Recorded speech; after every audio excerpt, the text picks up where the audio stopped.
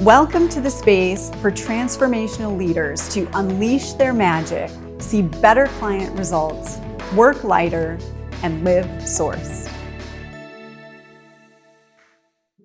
Hello, and welcome to this conversation with certified source leader, Meredith Vaish. Welcome, Meredith. Thank you. Happy to be here. I am so excited to have this conversation about energy and like the energy of hustle versus the energy of creation. Mm-hmm. And for those who are watching on the video, we see Pausebox over your shoulder there. How does this relate to the pause? So that's what we're going to explore today. Great. This is our third interview in our Source Leader series. And so I'm going to ask a couple questions about what it is to be a source leader. And then we're going to explore this idea of the pause. Love it. So first, I want you all to know Meredith. She is a beautiful soul, bold, intuitive, wise, and really courageous to step out of her corporate career and her good job with the title and all the responsibility and into this work of guiding other humans on a transformational journey. She is a recovering overdoer whose burnout forced her to quit. We're giving a little preview here. Yes. Forced her to quit a 16-year career at Stanford University. Upon leaving, she embarked on, well, a year long, but I'm going to call it her first pause or a soul sabbatical, where she discovered that pausing isn't actually the absence of doing. It is the most powerful doing there is. And I have a story about this, Meredith. Meredith is passionate about helping women entrepreneurs and business leaders master their energy in order to create clarity and momentum in their life and business. She offers clarity coaching tools and tips over at pauseboxco.com. And we're going to have all her links and whatnot below this video. So welcome. Yay. I can't wait to get started on this. Yay. Yeah. You know, I want to say, when you said pause isn't the absence of doing, it's the most powerful doing there is. And gosh, I remember being assigned by my mentor early in my business to be in the not doing. And how freaking hard that was. And, you know, today it's so much easier. It was impossible. It really, like, I failed weekend after weekend at pausing. So I'm really looking forward to this conversation. I want to start, like I start with everyone. You're a certified source leader. That's like a deep honor for me to be able to say that and be a part of your journey. What does being a source leader mean for you in the work of pause? Yeah. Ooh. Being a source leader. So I so jived with your work in the last 4 years. I don't know how long it's been, but as you've really doubled down on this idea of sourced, because it so completely aligns with my experience of what happens when I take that pause, right? So when I get quiet and get still, there is the guidance and the wisdom and the knowing that can move me forward in a direction that is least effort. And it's such a contrast to what leadership typically is, which is very analytical and very consensus making and charismatic. And it's controlling all the external stuff. And I just felt like the source leader really is about tuning into your own knowing and helping others tune into their knowing. So really it's that co-creation. And that's what I just got so excited about when I studied your work. I was thinking about this morning, Meredith. When we met, you came to Retreat and Grow Rich. Yes. And you were like, but I don't do retreats. No, I do this box. For whatever reason, I'm here. And so it's so interesting to see how our journeys have evolved in harmony. Yeah. Well, I think the catch was you understand transformation so well. And that is what I wanted to learn. I had this idea that I could put a sort of a transformation in a box, like you could box up an experience that would help transform you. I still think that's somewhat possible. But when I see how important the human factor is and the witnessing and the validating, the box can only take you so far, but it can certainly be a first step. Yes. Yeah. Yeah. I'm thinking about what it is to operate as a sourced leader in the world, and your background coming from education and Stanford and, being in the Bay Area. And we've talked a little bit about this, and then the spiritual component. So there's the pause to hear ourselves. Yeah. And we can interpret that in so many ways, right? What is our self that we're hearing? And so, in my world, it's source within us, or we are God, right? Yeah, right. And so, how has it been for you bringing that spiritual component in? Well, interestingly, like I thought that I was going to have a hard time of it, given the people that I serve in this area. The fact that I thought I'd need kind of a Trojan horse to get the transformation in, like you're really buying, productivity or, anti-burnout. And though those messages are really popular, I think I've found people have been attracted to me who actually want the deeper shifting. And though they're so preoccupied with the performance and the I call it the pleasing, proving, and perfectionism that is kind of everywhere in this culture, they're also so hungry for that inner knowing, and knowing that they don't have to play out there, that they get fed here and then they can show up differently. And it's been game changing for the clients that I've worked with. I love that you say that, because I really believe the more we're showing up like that, people see something and they say, I want that. I want that. Yeah. And we've been kind of tricked into thinking we have to be sneaky about it, or that it's not okay to talk about. And maybe that was true a decade ago. Yeah. But I don't believe that's true anymore. I don't think it's true for the sourced energy and the intuition and the wisdom and the knowing. I'm very comfortable talking about those things. What's funny is I can't talk about pause. Like that is the sneaky thing, because people have a full stop when they hear the word pause. Most people, if they're not on kind of their own spiritual journey and have seen the benefit of pause, they're like, doesn't that mean stop? Like, why would I stop? I like everything, like all the plates will come crashing down. So I have a bit of a messaging kind of interrupt with my people, because pause is not something they want to do. They don't see it as fruitful or creative. They just see it as stopping. And then obviously when you stop, you have to deal with what's going on inside and all the stuff. So it's kind of a courageous thing to do. It is. Yeah, not everybody wants to sign up. Feels like a good segue into this question that I like to ask. An anchor that I have is, I imagine a world where people are walking around with sourced t-shirts or swag of whatever, in whatever way. And that when you see them, okay, they have their connection. I have my connection. We're honoring of our humanity and our divinity. And there's like a cue. And so I imagine this world where we get to go, oh, there's my people. Yes. And so I'm curious, just from your perspective, how what would that mean for you, or what difference would that make for people? If the world were sourced and taking pauses. If there were if there were a growing community, right? Of like, oh, we get it. We speak the same language. Yes. Or however you would interpret that. Yeah, I would interpret it.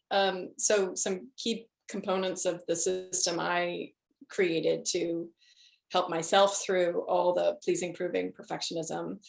There are two vectors that I prioritize, and one is a kind of trust vector, and the other is self-honoring.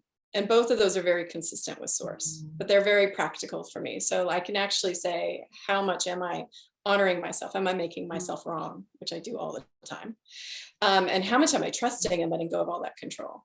So if I saw the world and they were sourced, they would be dialed into these ideas that they would be trusting that things are working out for them, that their guidance is Yes. kind of in charge, and they can let go of some of the and personality ego stuff. And then they would be self-honoring. So they would be constantly honoring what's true for them. And to me, truth and your inner truth is so important to your beingness that Yes. we would all be very expressed, right? We'd be wholly ourselves. And that to me is an ideal world.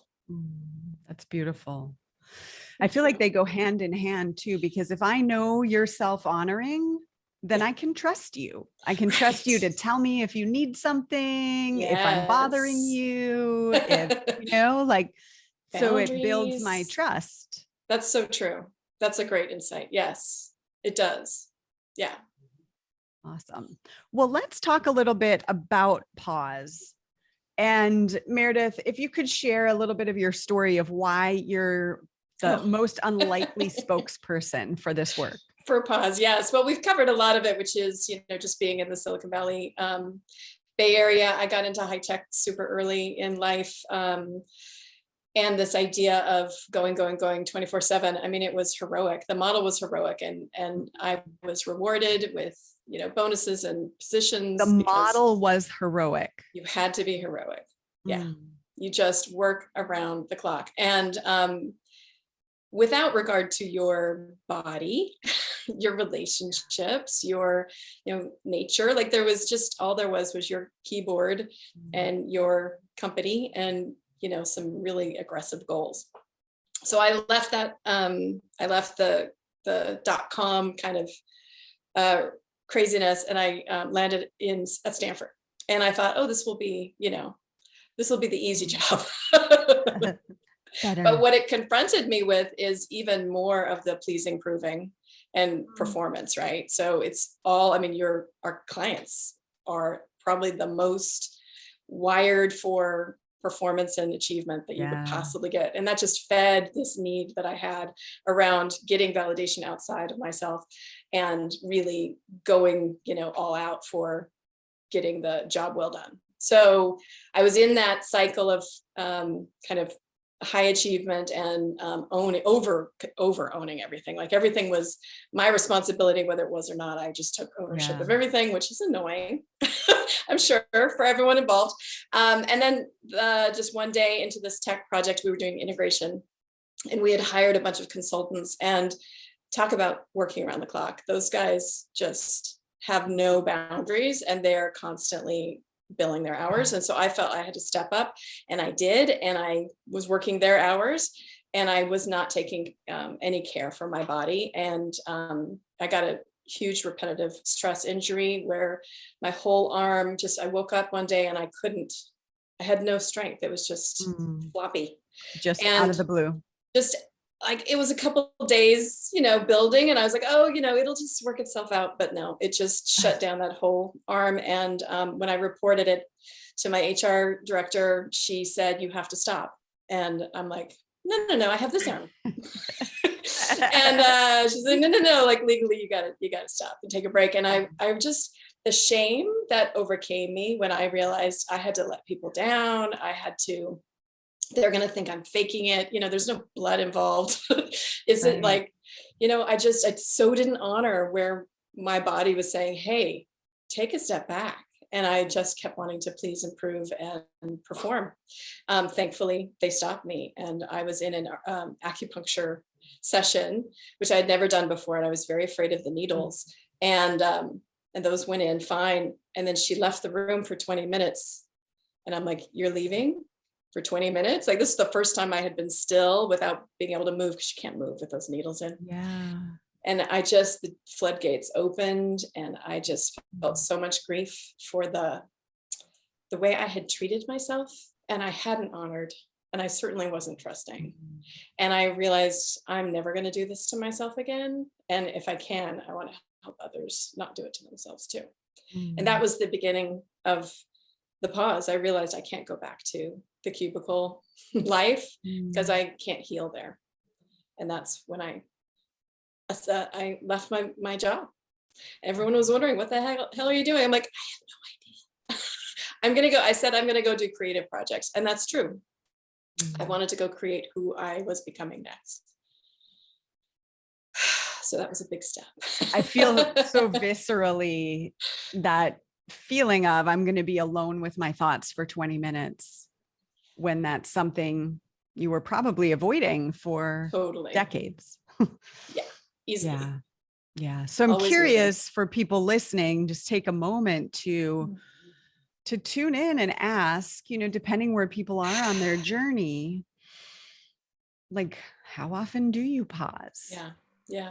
You Totally. know, and then even when we're further in this journey, maybe you can relate to this, Meredith. I'm thinking about for myself, I'll have stages where I am deliberate and devoted to pause. Yeah. And then there are times where I think, well, I've put the work in, I've been meditating every day for the last month, so I can probably like skip not. Yeah. And Yeah. the difference, and there's truth, like it can carry you when you're in a habit of being present and aware generally. Yeah. You That's carry true. that with you. Like that's the goal, right? Is life is a pause. Yeah. we're meditating as we're living life. Yeah. And it can quickly go into, am I forgetting myself? Yes. Which I think is, your self-honoring scale that you talked about. Exactly. I think that's the biggest symptom I see when because I have my practices and I'm maybe not as devout as you are, but I hit them most of the time and I have them and they serve me. And yet there's still seasons, there's still times where I need to back off. And I notice it when my creativity is no longer accessible. So for me, I get that block. Yeah. Yeah. So because I know you have the Creator Academy and you talk about creativity, and that's exactly what I was thinking is I was sitting here kind of thinking, when are the times where I'm more intentional and the times where I go out? And it's when I know I need to be creative. Yeah. Which is often, gratefully. Yeah, totally. I know I can't bypass my soul. Exactly. It can't come from here.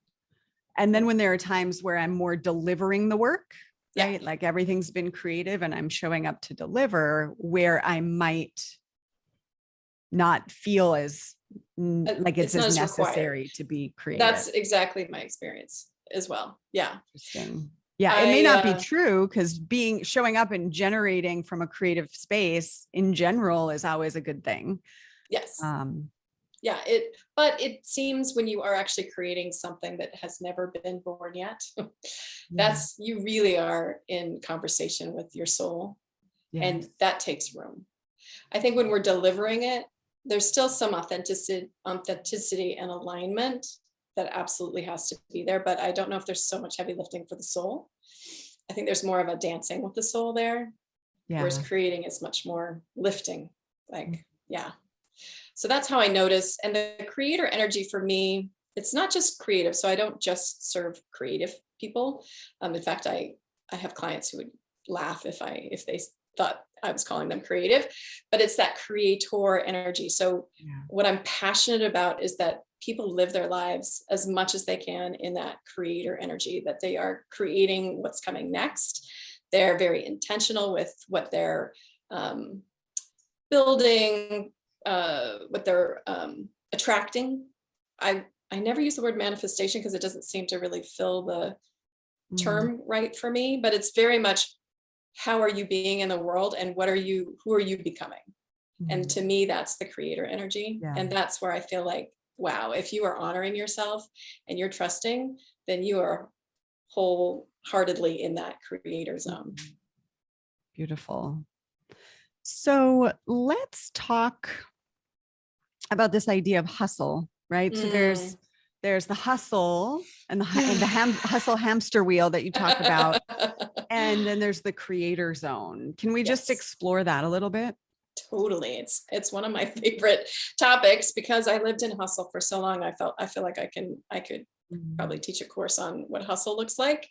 So hustle 101, right? Hustle 101. And this is, hustle is also used in a very positive way, like a side hustle, and you're, hustling to get stuff done. And sometimes people feel really creative in that hustle energy. The hustle energy I'm talking about is when you feel like you have to do everything. So it has to be done under your own steam. It's not happening through you. That's creator energy happening through you. When it's hustle energy, it's like, it's up to you. You gotta push, pull, manage, heave ho. It's a lot of bootstrapping. It's a lot of, typically we think we have to do it ourselves. I'm a poster child for like, I'll just do it myself. Why? Because that's control, right? So if you are on the, I need a lot of control side of the vector and you're not trusting, you're in hustle. The other piece of hustle is really around,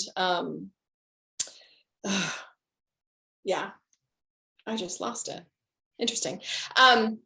In addition to hustle, though, I have to say, there are 4 energies that I play with in my energy quiz. And obviously golden is that beautiful creator energy that we've been talking about. There's hustle. Can you say that again? Because it's not obviously golden to the people listening. Okay. The golden energy. Golden energy is that creator energy. It's that flow state. It's that I'm trusting and I'm honoring myself, and you are matched with your soul guidance and you are creating in the world. That's golden. That's where we want to be. Where we tend to end up, if we are the hustle type, is in that hustle energy around trying to control things, trying to do it all kind of with our own muscle.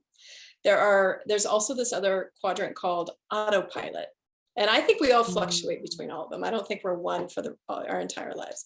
But autopilot is more the pleasing energy, right? You're really meeting other people's needs and you've totally lost your own agenda. In fact, you haven't checked in with yourself probably for some time, and you're just kind of on auto. And then the other areas really struggle. That's when things are actively hard. You not only don't have trust, and you don't even know what you should be honoring. You're just kind of in a victim-y reaction mode. You're not self-honoring. You're not in trust. Exactly. That's the struggle zone. Got it. Exactly. Yeah. So what I've noticed is different parts of my life can be in different zones, right? So my marriage might be on autopilot as I get my kids through school. My work might be in hustle. My body might be in struggle. Right. And then there's these beautiful moments where I can move into that creator zone in any of those areas. But what I love about this vocabulary is it helped me language and name where I'm at in my journey, because I'm constantly like, why am I not golden right now? Oh, because I'm hanging on, I'm clenching, I'm, one of the things I do is always I lower my expectations, is just kind of a brace for not being disappointed. That's definitely hustle energy. That'll keep you out of the golden zone. That's a lack of trust. It's a lack of trust. Yep. Got it. And it's also this belief that I have to control everything and it's up to me, right? That there's not some greater picture that I'm part of. Right. It's just me against the world. Right. Yeah. So that would be feeling cut off from source. Totally. Yes. Yeah. Yes. It's so interesting. We're all sourced beings in a human body. So our human body is experiencing all the different energies and then we're responding to it. And so it can be really easy to get hooked in an energy that has us self-forgetting or forgetting we're sourced. Exactly. Yes. And when you come from this place, this is the power of the work we do and why I think every human should have a coach or a container for their transformation at every, whatever area they're working. It can be so interesting when you see someone who's just so clearly cut off from source, right? And they feel like they have to do it all themselves, that life is happening to them. And I think about the last couple of years with the pandemic and the racial reckoning and all of the things, the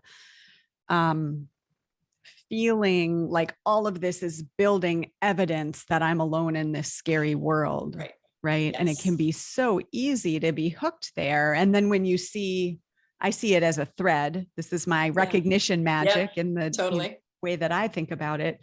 right? The thread to source. And it's like, oh, if you just grab that thread, like, not that the human isn't still experiencing these things and there's not things to show up for and create, but it's not in fear. Yes. Yes. I've been doing a lot of work with Tara Brock, actually, with her. I love her RAIN model, and it's helped me get through some of the headlines that have been, of late. And the thing that she constantly returns me to is this self-honoring, right? You really allow what's arising, and you don't shut it off or make it bad or make it wrong or try to change the subject. And I think it's such an important practice for everyone, including the hustlers, what is it like just to sit with what is, and then just allow it to be. And it does disperse, because ultimately we are these incredibly endowed souls that our lives really are in that creator place. And it just returns us there if we don't get hooked on the story of how hard things are. Yes. Hard to remember when you're in it. Yes. I just recently had an experience where I was feeling this energy, this emotion, and a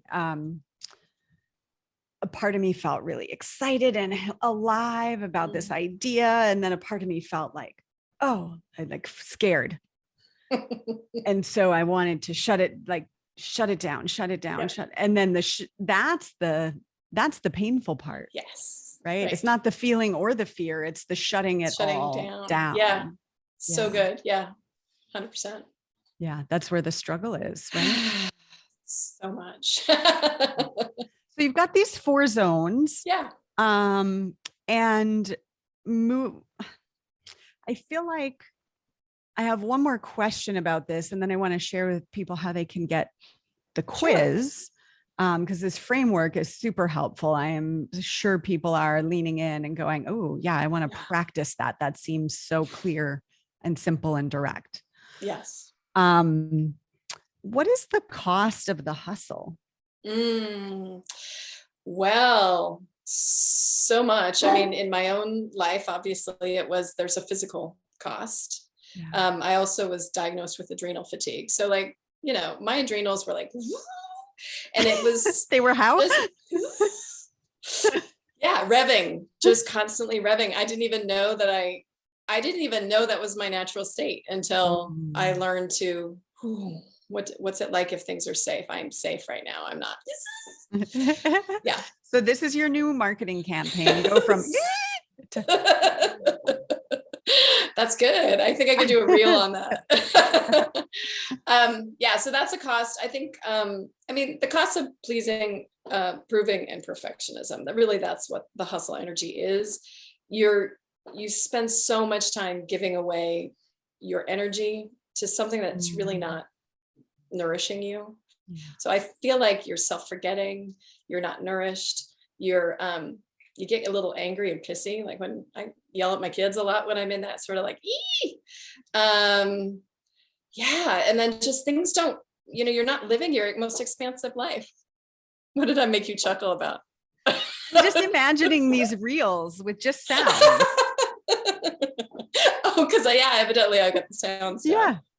Yeah. Nice. It's my new magic. It could be. I don't even know how to, I'm not good with the reels, but I could kind of see it. Okay. I'm going there. Yeah. What are some like celebratory things? And I want to underline when you said, when I'm not nourished, and I know this because we were together during my year of nurture and nourish. Yeah.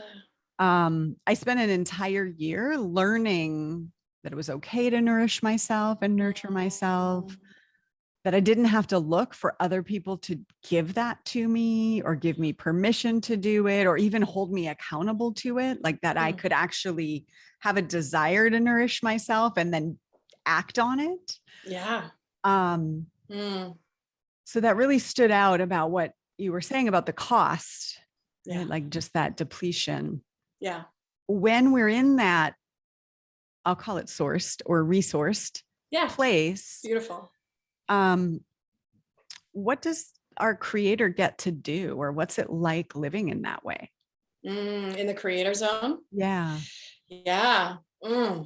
Well, just imagine your best day where your life feels so expansive and that possibilities just drop in and connections happen effortlessly. You have all these, you're supported, I have this feeling of fullness.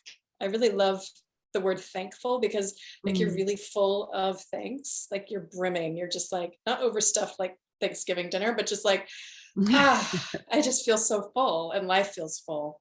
That is what creator energy is. And then you get all the bonuses of like, oh, that thing that I wanted is like, right there it is. And I didn't have to do all the things that I felt I had to do. It was like, you're in flow. And it's a wonderful state. And so I think that's what's so tantalizing about Sounds yummy. creator energy. Yeah. If we could just stay there, I don't know if we can. I don't think it's like a 24-hour a day kind of place, but boy, it feels good when you get there. And the goal is just to keep returning and staying a little longer. That would be my happy place. I love it. Love it. So Meredith, where can people take the quiz? The energy quiz, it's a short one and it's available at pauseboxco.com. And it gives you not only what kind of type you are, whether you're in hustle or autopilot or struggle or golden, because there are a lot of people in golden, but it also comes with a download that helps you. I call them my remedies. So it helps you. How do you honor yourself more? Here's some ideas. How do you trust more? Here's some ideas. Depending on which quadrant you're in, you kind of use different tools to get yourself back into that golden zone. Love it. Thank you. I love it. Brilliant. This is awesome. What would you want to leave people with? I think I want to leave you with, it's so important just to honor what's coming up for yourself. I think the biggest weapon of hustle is this inner critic and the constant judgment against ourselves. So I'm really learning to just honor what I may be judging and just honor it as what it is. I think that's just liberating. That is the journey, isn't it? That's the journey. Yeah. Awesome. Thank you. Thank you everyone for watching here in our Certified Source Leader series. You can find Meredith's work over on our website. We've got that link below. And then we also have over on sourcedexperience.com. You can find all of our certified source leaders and the beautiful work they're doing in the world. I can't wait for the world when there's more and more of us. Yes. Each one of us opting to visit the golden zone or trust and connect with source raises the consciousness of the planet. And we're moving toward that critical mass. So thank you for who you are and your support of that journey. My pleasure. Thanks for this opportunity, Darla. You're welcome. Bye, everyone. Bye.